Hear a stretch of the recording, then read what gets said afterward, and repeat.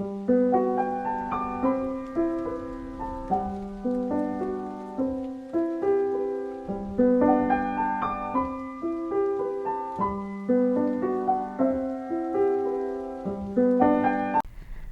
Lipika Goel, Assistant Professor from the Department of Computer Science and Engineering, Ajay Kumar Garg Engineering College. Today I will be taking the lecture on normalization from database management systems. Let us start. First, what is a functional dependency? So, functional dependencies, they are used to specify the formal measures of the goodness of the relational database, and the keys, they are used to define the normal forms for the relations. So, whatever are the constraints that are derived from the meaning and from the interrelationship between the data attributes, they are reflected in the functional dependencies.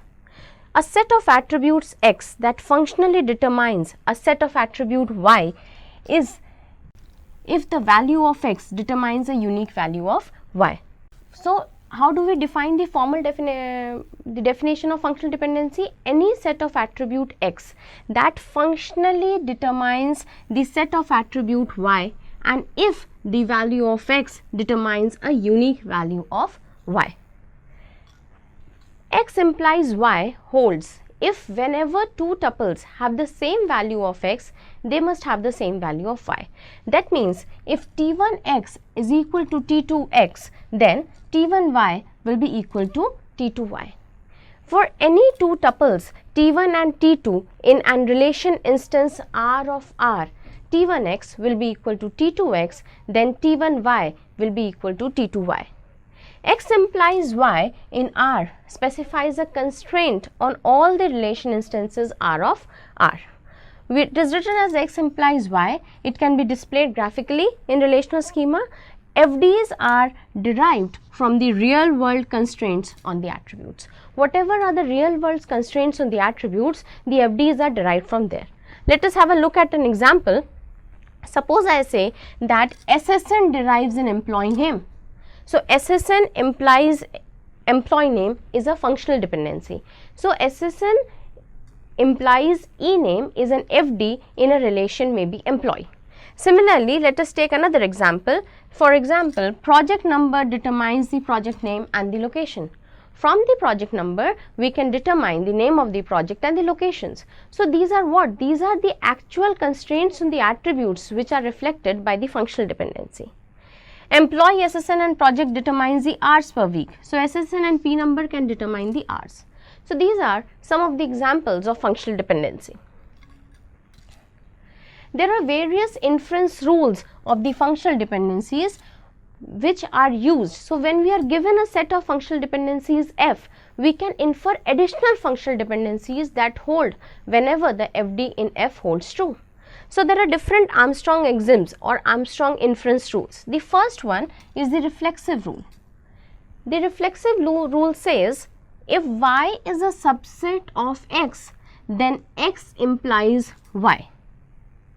The augmentation says if X implies Y, then we can augment XZ implies YZ. We should note that XZ here stands for X union Z. In the third Armstrong inference rule of transitivity, it says if X implies Y and Y implies Z, then X will imply Z. So, these are IR1, IR2 and IR3 are the main Armstrong inference rules, and these form a sound and the complete set of inference rules, and the other rules can be deduced from these main three sets of Armstrong axioms. There are some additional inference rules also. For example, we have the decomposition, union and pseudo-transitivity. Decomposition is if X implies YZ, then X will imply Y also and X will imply Z also. The union says if X implies Y and X implies Z, then we can collectively call it as X implies YZ. And the third rule of pseudo-transitivity says if X implies Y, and here we are saying it is X implies Y and we are adding WY implies Z, then what we can say? Then we can say that WX will imply Z. This is pseudo-transitivity. Now we can find the closure of the set of functional dependencies using these Armstrong axioms. Given a set of functional dependency F, there are certain other functional dependencies that are logically implied by F, that are also logically implied by F, and we can deduce it. For example, if I say that if A implies B and B implies C, then we know by the rule of transitivity A will also imply C. So what is the definition of the closure of an FD? So how do we define an closure of an FD? That is, closure of FD that is determined by F plus.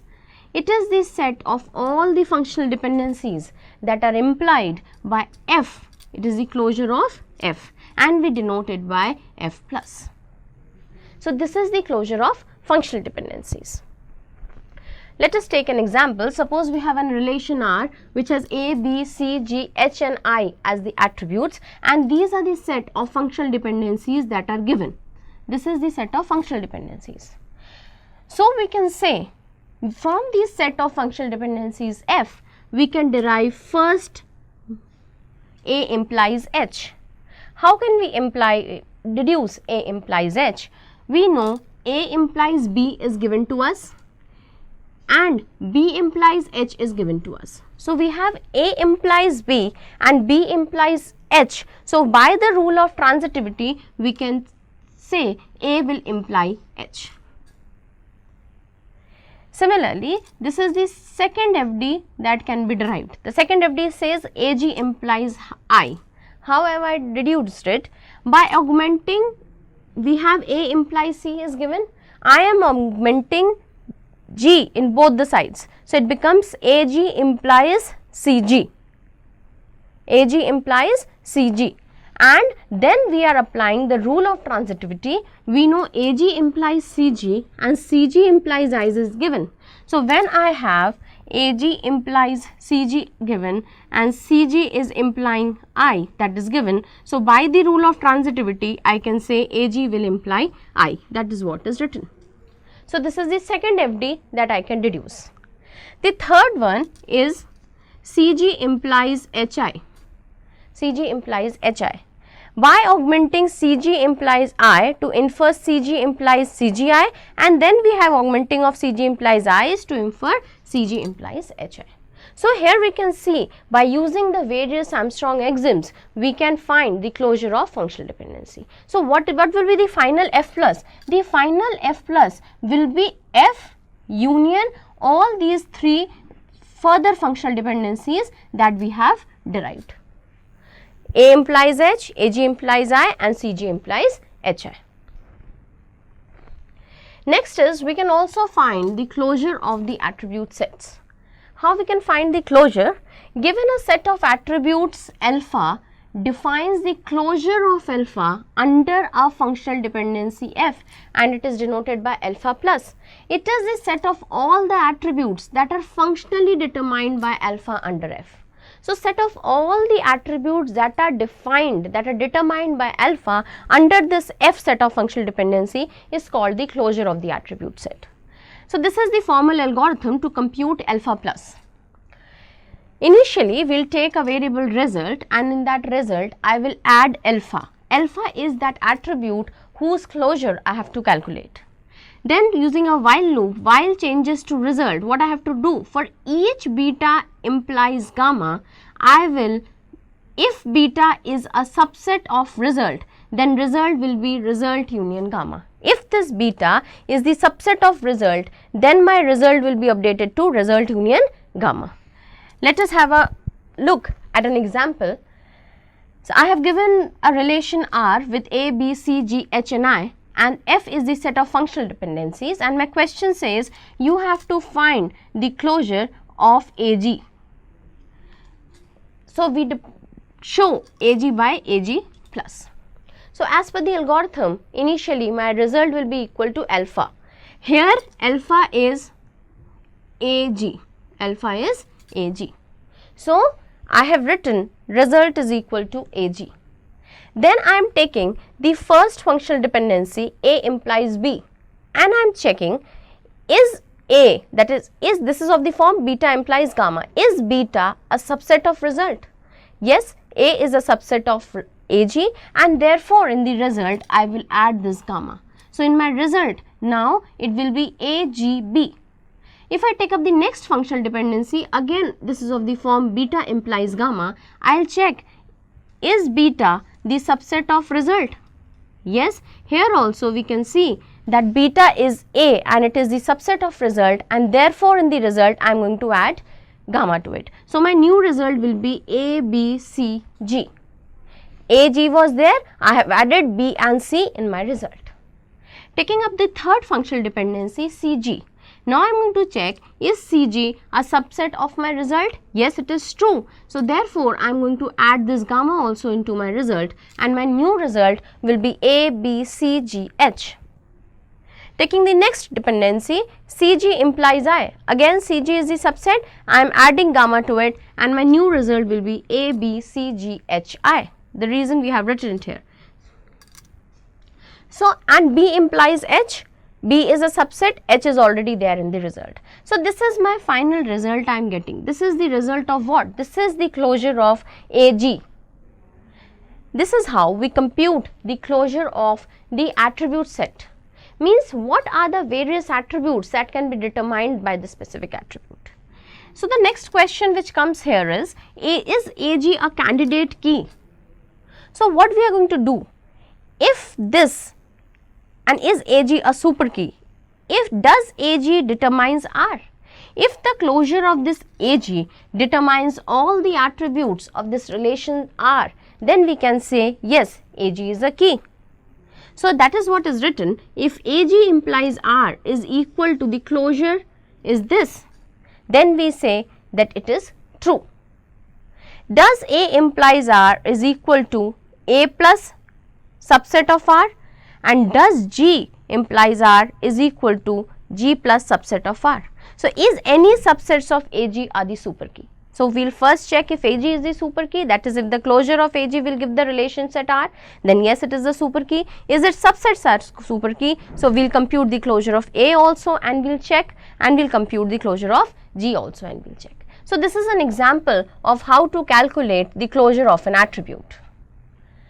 Now coming on to the formal definition of normalization. What is normalization? The process of decomposing the unsatisfactory or the bad relations by breaking their attributes into smaller relations. In order to improvise upon the design of the relations so that the anomalies are not there, so that the redundancies are not there, we try to break the attributes into the smaller relations. So this unsatisfactory bad relation in the terms of design, maybe in the terms of anomalies, breaking up into the attributes to form smaller relations, this process is termed as normalization. And what are the normal forms? These are the condition using the keys and the FDs of a relation to certify whether a relation schema is in a particular normal form. So these are the normal, there are different normal forms that we are going to cover, and these normal forms are nothing but the different conditions, and those conditions are using the keys and the FDs which certifies whether a schema is in particular normal form or not. This is the definition of key and the attributes participating in keys. First, how do I define a super key? A super key of a relation schema R, A1, A2 till AN, is a set of attribute S, subset of R, with the property that no two tuples T1 and T2 in any legal relation state R of R will have T1S equals to T2S. Means, if I take up any two tuples of the selected attributes, no two tuples will have the same value. T1S will not equal to be T2S. So, a super key is that attribute whose value is always unique. No two tuples will have the same value. A key K is a super key with the additional property that removal of the attribute of K will cause K not to be a super key anymore. So, a key is a super key if I remove any of the attribute from that super key K, it will not be a super key anymore. If a relation schema has more than one key, each is called a candidate key. If any relation schema is having more than one key, we called it the candidate key. one of the candidate key is arbitrarily designated as the primary key by the DBA and the others are the secondary key. So, we have super key. When you have more than one keys, they are all called the candidate keys, and out of this candidate key, we select a primary key. A prime attribute must be a member of some candidate key. We call an attribute a prime attribute if it is a member of a candidate key. For example, I say that AB is the candidate key, then the attribute A and the attribute B are both the prime attributes. Therefore, they must be a member of the candidate key. A non-prime attribute is not a prime attribute, that is, it is not a member of the candidate key. So, these terminologies should be very clear in understanding the concept of normal forms, that what are super keys, what are candidate keys, what are primary keys and what are prime attributes. Coming on to the first normal form. The first normal form says that there should be no composite attributes, there should be no multi-valued attributes. Attributes whose value form an individual tuples are non-atomic, means we should have atomic values. Multi-valued attributes and the composite attributes are not allowed in the first normal form. Let us have a look at this example. Suppose I have a relation R, that is department. It has the attributes department name, department number, manager assistant and D location. Now, this is the table B is simply we have added these values in this relation department, and here we can see in the department location attribute I have multiple values of this attribute D location. This is violating the property of 1NF. It violates the property of 1NF because 1NF does not allow multi-valued attributes. We should not have multi-valued attributes. A value should not have more than one value. So, in order to divide it, in order to convert it into the first normal form, we have done what? We have broken it into the different tuples. Research 5 manager assistant Bilere, Research 5 manager assistant Sugarland, Research 5 manager assistant Houston, and then these. So, you can see that the same one single row was divided into 3 different rows so that we have atomic values. Only then I can say that the relation is in first normal form. So, the first normal form disallows the multi-valued attributes and the composite attributes. Next comes the second normal form. So, whenever I am talking of any higher normal form, it should be in its previous normal form. So, any relation is in second normal form only when it is in first normal form. It has to first satisfy the property of the first normal form, then only it is in second normal form. So, the second normal form uses the concept of FD's primary key. Let us have a look at the definition. Prime attributes, we already know an attribute that is a member of the primary key. Full functional dependency. Now, FD, Y implies Z, where the removal of any attribute from Y means FD does not hold anymore. This is known as full functional dependency. Examples, you have SSN and P number implies R's. This is a full functional dependency since neither SSN implies R not P number implies R holds true. So, suppose this is a FD that is given. So, I cannot break this Y implies Z to the removal of any of the attribute from this FD. This FD does not hold anymore. Or I say SSN P number determines E name is not a full functional dependency, it is called partial since SSN also implies E name also holds true. A relation schema R is in second normal form if every non-prime attribute A in R is fully functionally dependent on the prime attribute of R. We should remember this point, every non-prime attribute A in R, it should be fully functionally dependent on the prime attribute of R. R can be decomposed into the second normal form relations via the process of 2NF normalization. Let us take up this example to understand the second normal form. I have a relation employee project. The attributes are SSN, P number, R, E name, P name and P location. Now the set of FDs are here SSN, P number is giving you Rs. This is the first FD, FD1 that has been given. The FD says the second FD says the SSN will give you employee name. This is the second functional dependency that is given. And the third FD or FD3 says that P number will give P name and P location. P number will give P name and P location. Now, in the question, in the relation, we already know the key that we have is SSN and P number. This is already given because it is underlined. This means these two attributes are the keys. Now, if we look at the first functional dependency FD1, it says SSN P number implies Rs. This is correct. This is satisfying the property of the second normal form. If I look at FD2, SSN implies E name. E name is dependent not fully dependent on the key, but it is partial dependency. So therefore, this FD is violating this rule for second normal form. Similarly, if I look at the third FD, again it says P number is determining P name and P location. Here also there is partial dependency, it is not fully functional dependent. So therefore, this is also violating the rule for second normal form. In order to convert this relation into the second normal form, now I have broken up into three different relations, EP1, EP2 and EP3.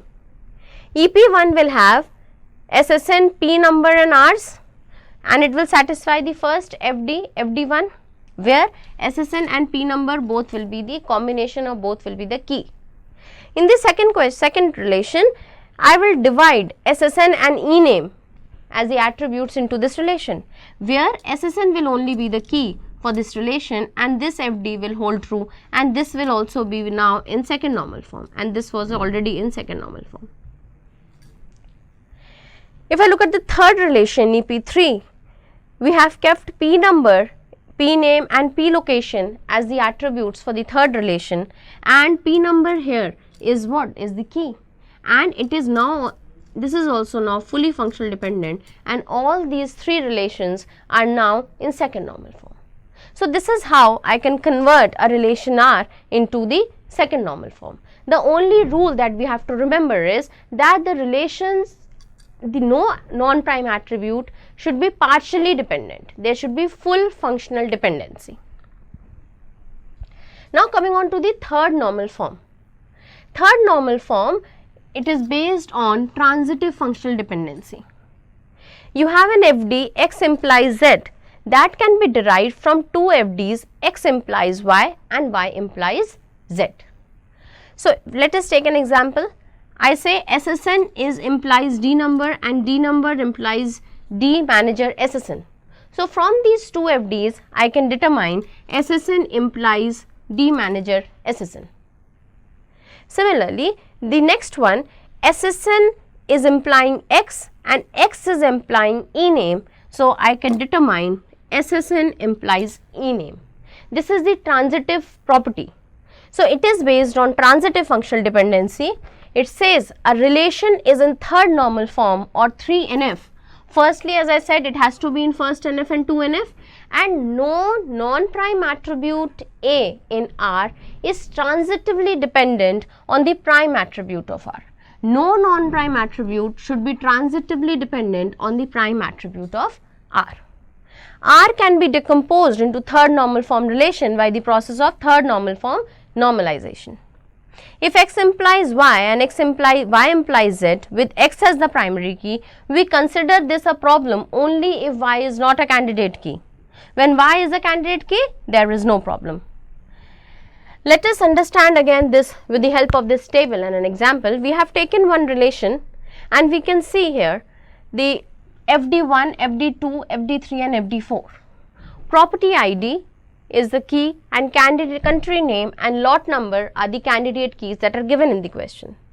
If we look at FD1, first we have tried to divide into the second normal form. We have first tried to divide it into second normal form, because if we look at FD3, country name implies tax rate, this was violating the property of full functional dependency, which leads to second normal form. So therefore, we have made lot S1 and lot S2, where lot S1 will have FD1, FD2 and FD4, because FD1 is property ID implying all these things. This is also in second normal form. If we look at FD2, it is country name and lot determining all the other attributes. This is also in second normal form, because here it shows the full functional dependency. And FD4 is area implying price, so it is a non-prime attribute to a non-prime attribute, there is no issue. There was issue in the FD3, and therefore I have divided into the next relation, where country name is implying tax rate and country name is the prime attribute, is the primary key. Now I have to check whether this is in second normal form, is it in third normal form? Now is this relation in third normal form? If I look at here, we can see that property ID determining country name, location, area, price is fine. Now country name is determining area and area is determining price, and country name is also determining the price.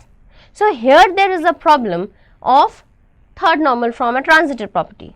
So I have divided it lot 1a, this is further into property ID, country name, lot number and area, and I have divided area and price separately into another relation, where area implies price, where area will be the primary key, this will be the third normal form, and FD1 property ID, country name, lot, area, and FD2 will be country name, lot telling you area and price. So this is how I can now divide it into third normal form. Now this will be in third normal form. Now this is the general normal form definition based on multiple keys. The above definitions that we were considering the primary key only. Now the following more general definitions take into account the relations with the multiple candidate key.